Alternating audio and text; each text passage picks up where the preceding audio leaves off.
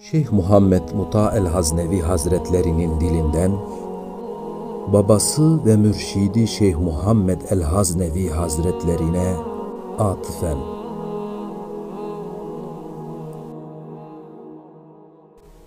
Ey babam, ey şeyhim ve mürşidim, sen aramızdan intikal etmiş olsan da, senin o temiz ruhun daimi olarak başımızın üzerinde dolaşmaktadır. Ey şeyhim ve mürşidim, senin muhabbet ve sevgin kalbimizdedir. Adapların aramızdadır. Senin hizmetin, gayretin ve çabaların boşa gitmemiştir. Yüce Allah Celle Celaluhu böyle hizmetleri icra eden zatların hakkında şöyle buyurmuştur: İyi amel işleyenler, ihsanda bulunanlar, Yüce Allah onların amellerinin mükafatını zayi etmeyecektir. Ey babam, şehir şehir dolaşarak hikmetli sözler ile insanları Yüce Allah'ın yoluna çağırdın. Hizmet ettin, gayret gösterdin. Senin verdiğin vaazların, yaptığın hizmetlerin ve gösterdiğin çabaların eserine bakar mısın? Ey babam, ey mürşidim, kendi yetiştirdiğin müritlerine bakar mısın?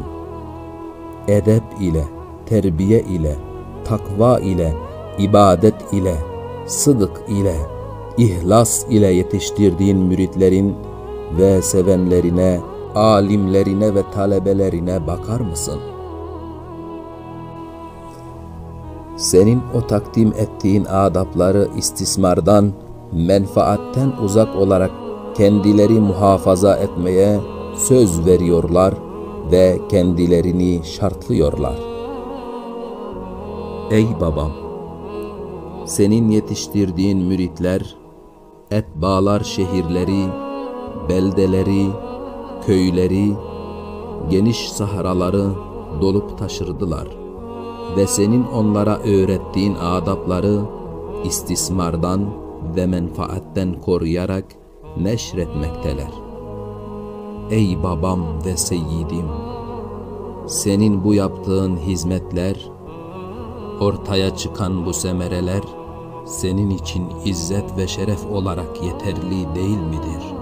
Senin cehalet karanlığında yürüyenler için aydınlattığın yollar, tarikatına ve adaplarına bağlı olan kimseler için gösterdiğin esenlik halen devam etmektedir.